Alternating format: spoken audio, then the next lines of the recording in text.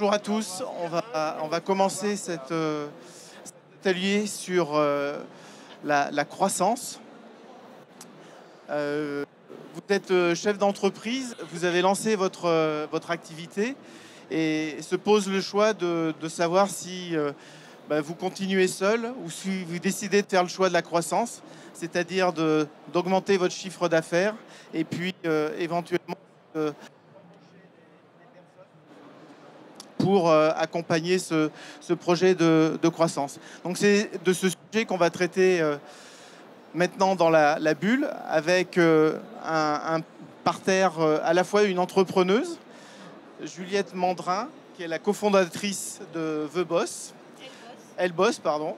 Je commence mal. On a aussi des associations qui œuvrent pour la croissance des entreprises.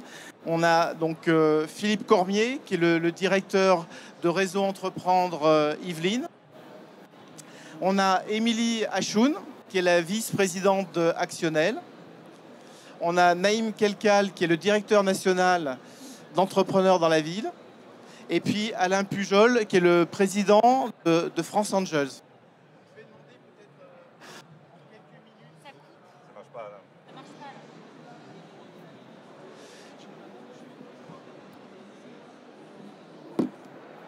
Je vais demander à chacun de se présenter en 1 minute. Donc on va commencer par Juliette. Bonjour à tous. Alors d'abord, merci beaucoup à la BPI et au Réseau Entreprendre de m'avoir invité à participer ce matin à cette table ronde. Donc moi, je m'appelle Juliette Mandrin-Jaboulet. J'ai fondé elboss.fr en 2020. C'est une société en fait qui d'un côté a une plateforme qui met en relation les entreprises qui ont besoin de flexibilité dans la gestion de leurs ressources avec des femmes freelance. Donc on a vraiment cet ADN entrepreneuriat féminin. Notre objectif, c'était aussi de proposer aux femmes de la flexibilité dans leur temps de travail. Donc ça, c'est notre ADN. On a aussi développé la partie CDI parce que c'est aussi important de pivoter et de savoir pivoter dans la croissance. Et pour finir, on a fait aussi du conseil RH. Philippe Cormier, directeur de Réseau Entreprendre. Oui, alors bonjour à tous. Je suis Philippe Cormier, directeur de l'association Réseau Entreprendre Yvelines, mais je vais représenter Réseau Entreprendre aujourd'hui. Réseau Entreprendre, c'est 65 associations nationales et internationales. La spécificité de ces associations, c'est que les adhérents ou les membres sont tous des chefs d'entreprise et dirigeants d'entreprise. On a comme mission d'accompagner des créateurs d'entreprises, des repreneurs et aujourd'hui aussi des entreprises qui sont en développement ou en croissance.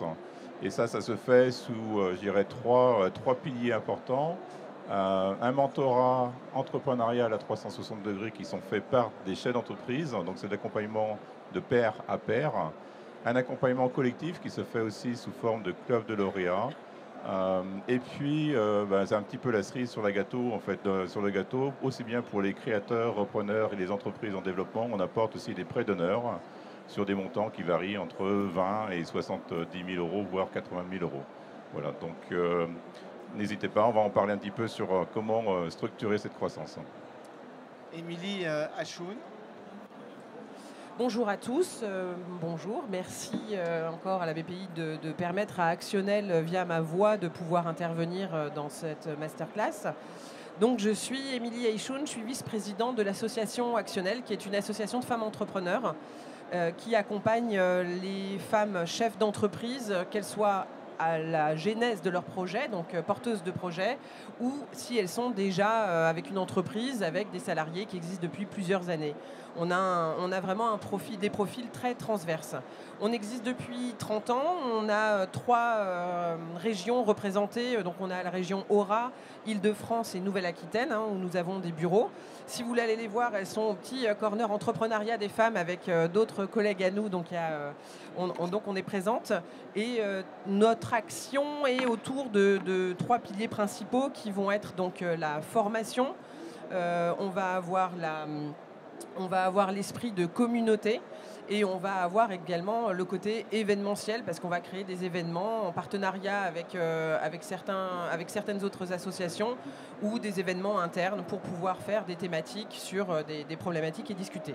Et sur le pôle formation, on a une formation de créateurs d'entreprises, mais également ce qu'on appelle le parcours Jeune Pousse, et qui là va être un petit peu dans la... Exactement, j'en parlerai tout à l'heure un peu plus en détail.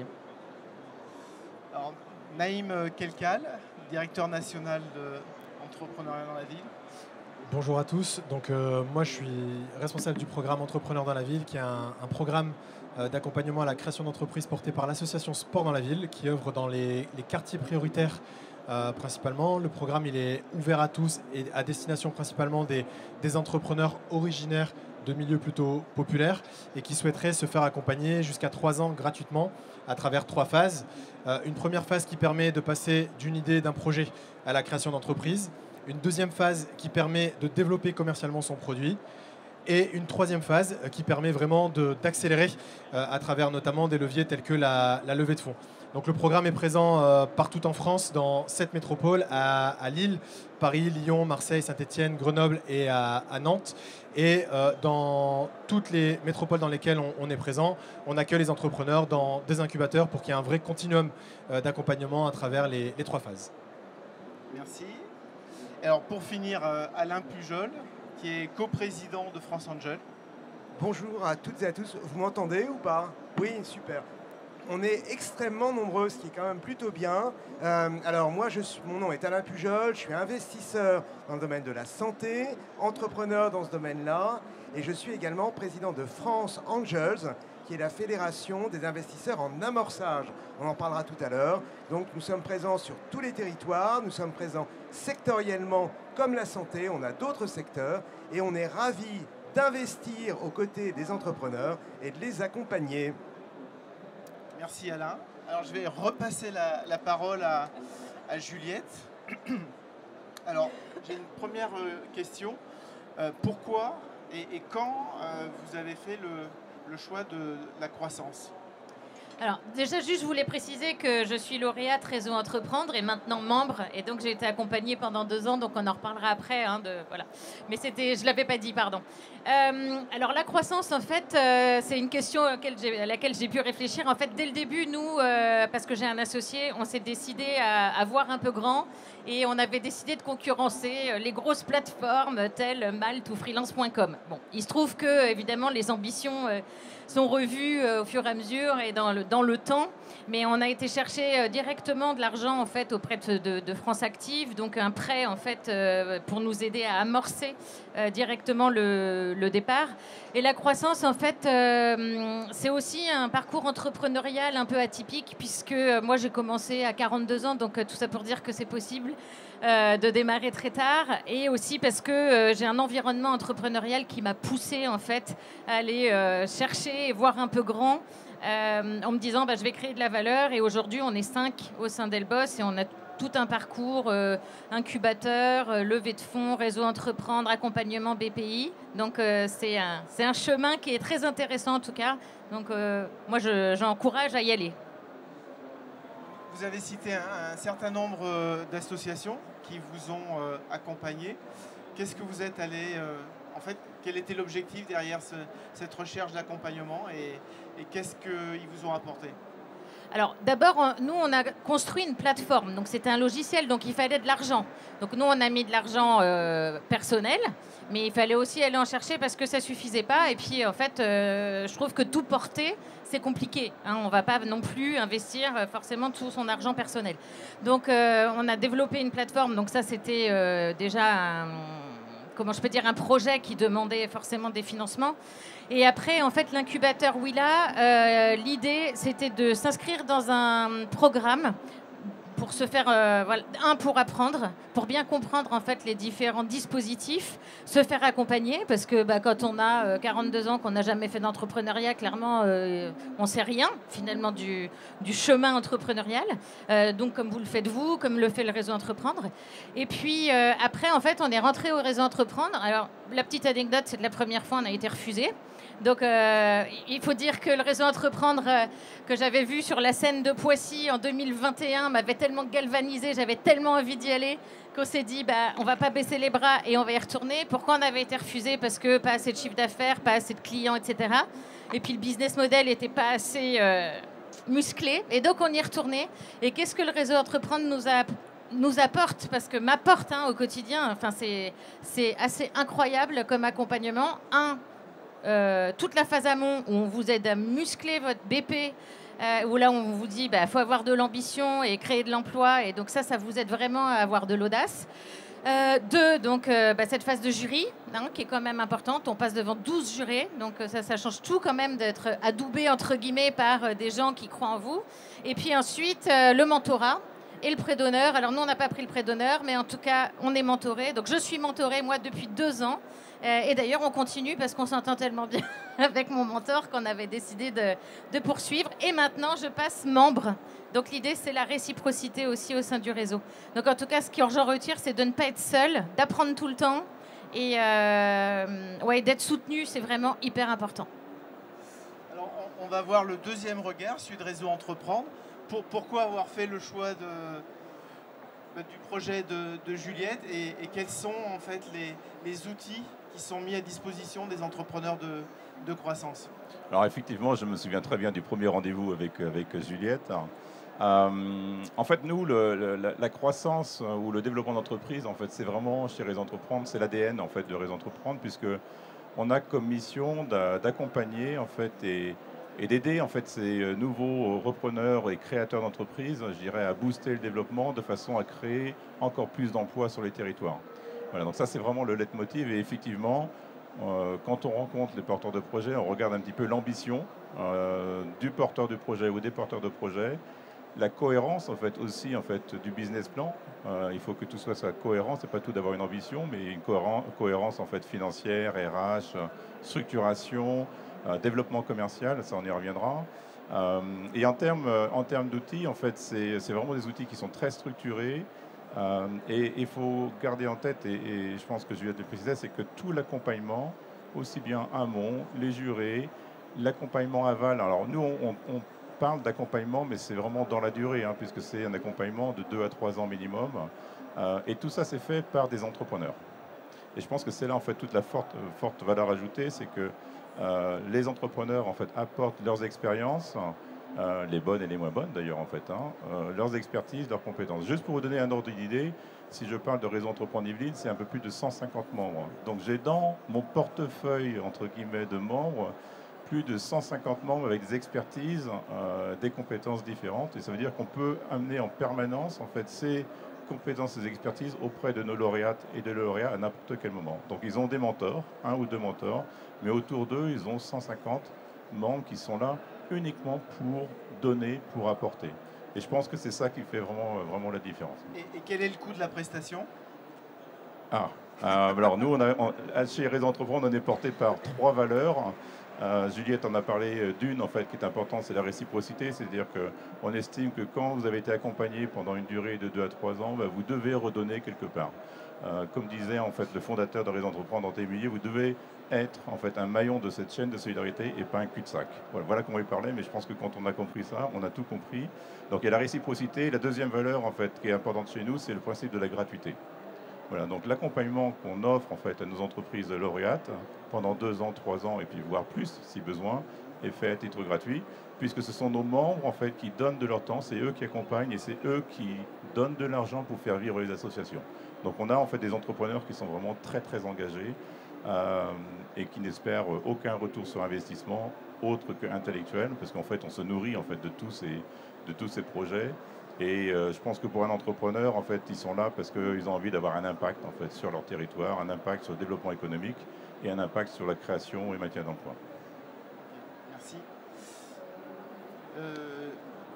Émilie, alors côté actionnel, comment vous faites le choix en fait des entrepreneurs que vous accompagnez et quelle est la promesse que vous leur faites? Alors, on ne fait pas de choix parce qu'on n'a pas de critères particuliers. C'est-à-dire qu'on sait qu'on a quelques autres associations qui vont avoir des critères d'âge, des critères de domaine d'activité. Ce n'est pas notre cas. Donc, comme je vous le disais, nous, en fait, ça a été une association qui a été créée il y a 30 ans par des chefs d'entreprise à Lyon et des chefs d'entreprise femmes et qui voulaient rompre la solitude. Donc on va dire que la genèse de l'association, c'était aussi de pouvoir sortir de la solitude des femmes entrepreneurs parce que le constat aujourd'hui, il existe encore, c'est que qu'on soit d'ailleurs un homme ou une femme, quand on a des décisions à prendre, on a beau être entouré, on peut avoir des actionnaires, on peut avoir des partenaires. Quand il y a des décisions et parfois difficiles à prendre, on est seul. Donc le but, c'était de pouvoir discuter entre pairs, donc de pouvoir discuter de ces problématiques-là. Puis on a fait un constat au fur et à mesure des années de se rendre compte que dans l'entrepreneuriat féminin, il y avait une particularité, c'est que, enfin, il y en a plusieurs, mais il y en a une qui nous tient à cœur, c'est que très souvent, nous les femmes, on se met nous-mêmes des freins en fait au développement de notre entreprise. Donc très souvent, la vision d'une femme sur son entrepreneuriat va être un entrepreneuriat individuel, va être d'être freelance ou voilà, des activités comme celle-ci, et rarement dans le statut de chef d'entreprise où on va avoir des équipes à gérer, où on va avoir des locaux, des antennes, des filiales. Et nous, notre volonté, c'est de pouvoir laisser parler cette ambition sans frein, sans tabou et sans prérequis qui sont parfois culturels ou dans l'éducation qu'on a pu avoir. Et c'est pour ça qu'on accompagne les femmes porteuses de projets et déjà chefs d'entreprise dans leur développement. Donc on va avoir différents axes. On va avoir des formations comme donc je disais le parcours Jeune Pousse, où là c'est déjà des entreprises qui existent, qui ont entre 2 et 4 ans. Et c'est souvent le moment charnière où on constate que on veut prendre le pas, la décision, on franchit le pas d'aller plus loin et de grandir. Ou parfois c'est le risque, où c'est là où on va commencer à dépérir parce que on est tout seul et que on est dans notre train-train, mais est-ce que ça nous suffit réellement ou pas? Voilà, donc c'est pour questionner sur ce moment-là et c'est pour pouvoir grandir à ce moment-là, donc avec du training commercial, parce qu'aussi c'est un des axes particuliers qu'on a pu constater, c'est que dans la croissance, un gros frein dans l'entrepreneuriat d'une manière générale et dans l'entrepreneuriat féminin, c'est la prospection commerciale, c'est la position de commercial pour savoir vendre son savoir-faire, son entreprise, sa marque. Et donc on a un gros travail là-dessus. Et un dernier axe aussi qu'on a chez Actionnel pour développer la croissance, c'est qu'on a aujourd'hui en objectif, c'est d'amener à l'éducation financière des femmes et de justement qu'elles n'aient pas peur d'aller demander des prêts, parce que tu l'as dit tout à l'heure de manière assez mécanique et ça m'a fait rigoler, c'est très souvent, c'est-à-dire que tu n'allais quand même pas mettre tout ton argent là-dedans, bah non, enfin, et très souvent, un homme quand il va créer son entreprise, il se dit je mets tout mon patrimoine et j'y vais. Et bizarrement, souvent les femmes se disent je mets tout ce que j'ai de côté et ça suffira et je me limite à ça. Ah, non, pourquoi pas demander des prêts d'honneur, des prêts auprès des établissements bancaires et après grandir, et ça sera un autre sujet, c'est pas le mien sur les levées de fonds ou d'autres choses, mais c'est pas...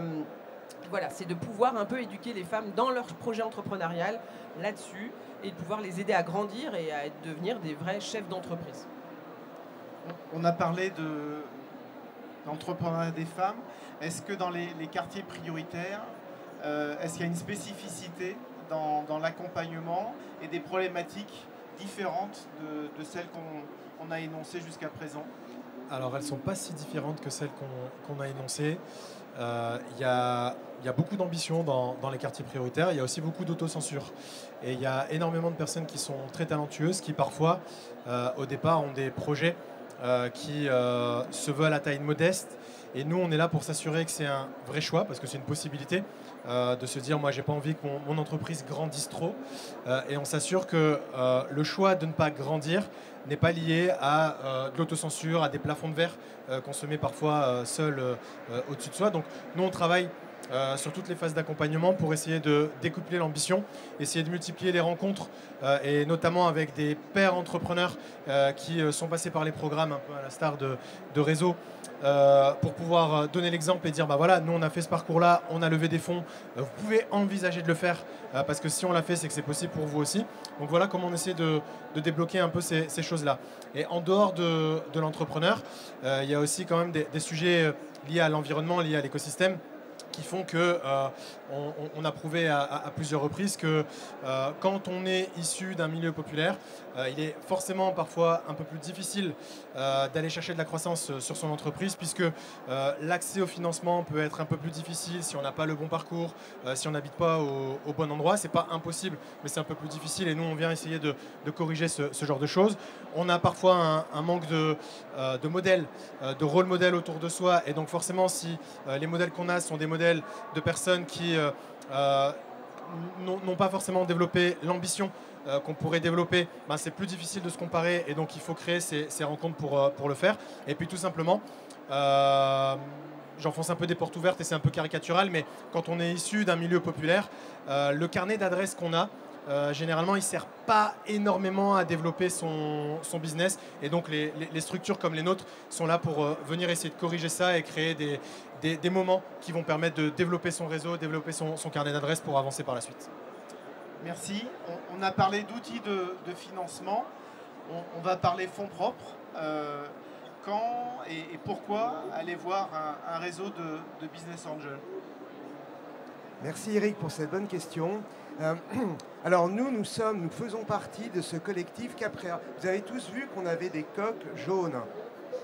Donc vous n'êtes pas là par hasard, donc on fait vraiment partie de ce collectif. Et donc nous sommes très heureux de travailler avec nos amis qui sont en antécréation, en création, au démarrage de l'entreprise. Et nous on intervient plus tard pour financer.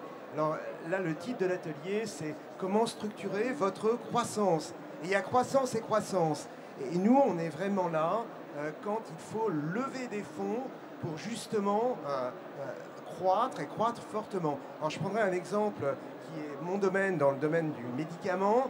Vous savez comme moi que la recherche fondamentale, on trouve, et en France particulièrement et en Europe, de très belles choses. Néanmoins, il faut des fonds vraiment importants pour pouvoir mettre sur le marché ces médicaments. Et souvent, il y a des accords industriels, donc il y a des phases réglementaires, et tout ça coûte très cher. Donc, pour démarrer, il faut vraiment avoir aussi beaucoup d'argent. Et il y a de très belles entreprises sur lesquelles on n'a pas besoin de lever de l'argent. Et ça, très bien. Et là, je pense qu'à chaque entrepreneur de se poser la question, est-ce que j'ai envie ou pas de faire de la croissance, de l'hypercroissance? Nous, on est là. Et on est là au début de l'histoire. Donc, pas tout à fait ce qu'on appelle la love money, où là, c'est plutôt ses amis. Et Naïm disait que, justement, dans les quartiers prioritaires des villes, c'est plus difficile. Donc, le soutien qui est apporté par lui est vraiment important. Nous, on est un peu au-delà. Donc, on parle de l'amorçage, le début de l'histoire, avec des levées de fonds qui vont entre 100 ou même plusieurs millions d'euros. On se met ensemble pour investir. Soit nos réseaux sectoriels vont aider pour apporter justement une valeur ajoutée aux entrepreneurs, ce dont on parlait tout à l'heure. Donc, nos entrepreneurs aident les autres entrepreneurs. Soit des réseaux territoriaux, parce qu'ils sont au plus près de vous, au plus près des territoires. Et on a un réseau qui s'appelle Femmes Business Angel, donc on est hyper content de financer des entreprises créées par des femmes et d'avoir des femmes investisseurs RES. Donc plus il y en aura, plus on sera content. Merci. On a fait, je pense, un tour d'horizon des outils. Maintenant, je vais demander à chacun de me dire quels sont les conseils que vous pouvez donner aux gens qui sont dans la salle et qui se posent les questions de la croissance, et puis les écueils ou un écueil à éviter pour éviter de se tromper et refaire les mêmes erreurs. Bon, moi, je vais juste parler de mon expérience. Ce qui est important ce que je pense vraiment important, c'est d'avoir une vision financière. Donc, ne pas partir en se disant, c'est bon, j'ai mes indemnités France Travail, je vais gagner plein d'argent au bout d'un an, un an et demi. C'est pas vrai, ça prend du temps. Donc, il faut avoir les reins solides. Qu'est-ce que je voulais dire? Apprendre sans cesse, parce qu'en fait, quand on est entrepreneur et qu'on n'est pas du tout dans ce milieu, moi, j'avais arrêté de travailler pendant 12 ans, j'ai été freelance, enfin, vraiment pas de parcours entrepreneurial classique.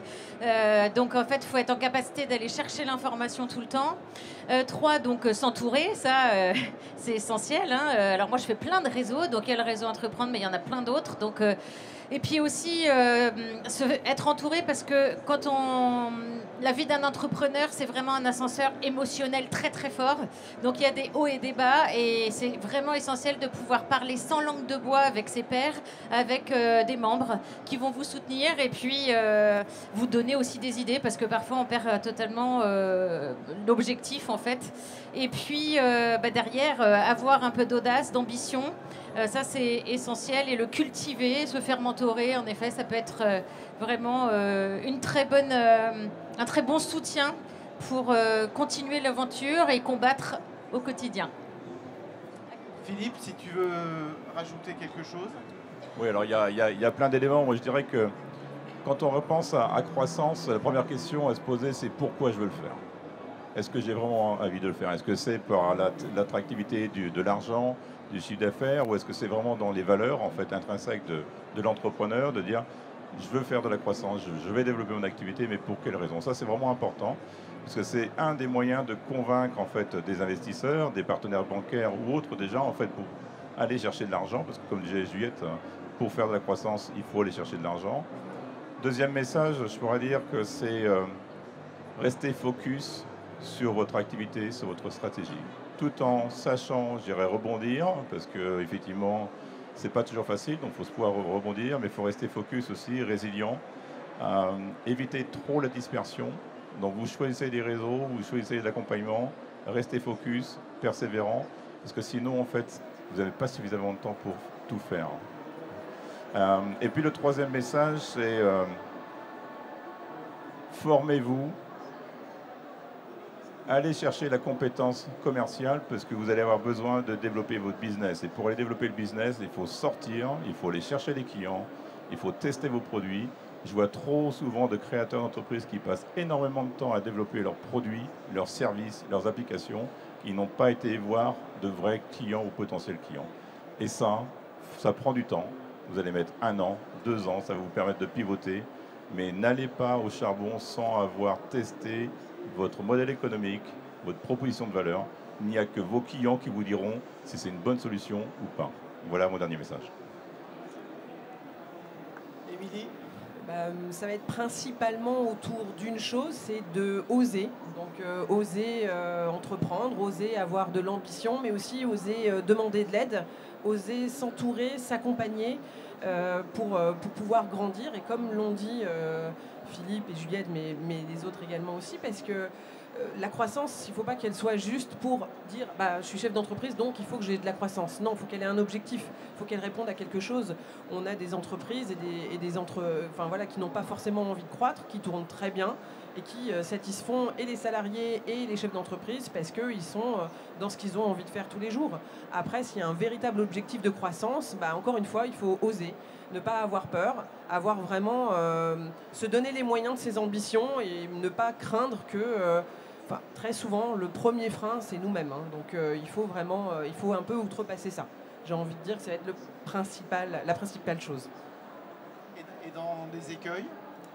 Alors les écueils, il y a très souvent ce qu'on constate, alors c'est le fait effectivement, comme tu le disais, de ne pas aller chercher le client, ne pas vraiment aller sur le terrain, être trop focus sur son produit, sur sa marque, sur ce qu'on veut créer, et que finalement être confronté à une réalité de manière assez violente après coup, et que parce que finalement on était un peu dans un cocon pendant les indemnités du Pôle emploi, j'ai développé ma marque, j'ai développé mon produit, j'ai pleine d'émulation, etc. Et quand on est confronté au marché, ça peut être très violent. Et le deuxième écueil, c'est la solitude. Il faut absolument se dire qu'il faut sortir de cette solitude, ne pas hésiter. Donc c'est là, il faut ne pas hésiter à s'entourer, d'aller chercher de l'aide ou discuter en tout cas pour des entrepreneurs avec d'autres entrepreneurs, parce que très souvent, on a les mêmes problématiques, mais on a aussi les mêmes victoires à fêter et ça, c'est très agréable. Naïm ? Alors je rejoins mes camarades et je précise une chose sur la vision vraiment. C'est très très important de savoir où est-ce que vous voulez aller avec votre entreprise, et c'est important de coupler la vision à une roadmap. Faut vous poser la question, où est-ce que vous imaginez votre entreprise dans 1 an, dans 3 ans, dans 5 ans, sans vous mettre de barrières. Et derrière, il faut que si jamais vous allez chercher les différents outils, les différents leviers qui vous permettent d'aller faire de la croissance, vous le fassiez parce que ça correspond en fait à quelque chose qui est en cohérence avec votre vision. Et pour les écueils, tout à l'heure tu parlais de proposition de valeur, et en effet, je pense qu'il faut faire attention avant de foncer tête baissée, à bien s'assurer de résoudre un problème qui compte suffisamment pour qu'il y ait suffisamment de clients. Et j'insiste vraiment sur le suffisamment de clients qui ont envie de payer pour le résoudre. Moi, je dis souvent aux entrepreneurs qu'on accompagne qu'il y a un proverbe chinois qui dit que même une horloge cassée donne la bonne heure 2 fois par jour. Et donc, c'est pas parce qu'on a fait un peu de chiffre d'affaires qu'on a trouvé la solution et qu'on peut accélérer. Il faut vraiment valider qu'on a trouvé un vrai problème qui compte et qui est bankable. Alain, pour clôturer cet atelier sur les conseils et les écueils. Alors, on a parlé beaucoup d'ambition. Moi, j'insisterai aussi sur vraiment la trésorerie. Cash is king. Donc, faites attention aussi à tout ce qui est ça, parce que l'histoire peut s'arrêter assez vite. Donc, surtout, ayez une ambition, une vision, 3, 5 ans, 10 ans, soyez les champions du monde dans votre domaine, mais en même temps, au quotidien, il faut vraiment faire attention à votre trésorerie. Je dirais aussi, faites le plein. Et là, nos amis de la BPI ont mis en place un grand nombre d'outils pour vous aider avec des subventions. Il ne faut pas être un chasseur de subventions, mais faites vraiment le plein. En France, il y a énormément de choses. Et le dernier point, quand vous levez des fonds, donc là, vous faites rentrer des actionnaires à votre capital. Choisissez vraiment avec qui vous voulez vivre vos ups, parce qu'il y a vraiment, c'est le sujet, mais aussi les downs. Donc c'est comme un couple avec pas mal d'actionnaires quand même. Donc choisissez les gens avec qui vous avez envie de vivre et de fêter votre victoire. Et je conclurai par, j'ai 10 secondes, que vraiment entreprenez, créez la richesse économique de la France qui passera par vous, créateurs d'entreprises. Merci à tous pour votre attention. Je vous invite à aller sur le site bpifrancecreation.fr. Il y a le Pass Créa qui est aussi un outil qui va vous aider à avoir cette vision et vous mettre en relation avec tous les réseaux d'accompagnement que vous trouvez qui sont derrière la bulle. Vous avez tout le collectif Cap Créa qui est constitué de 26 réseaux et qui est là pour vous aider à justement avoir cette vision et cette ambition dont on a parlé au cours de cet atelier. Merci encore. Merci.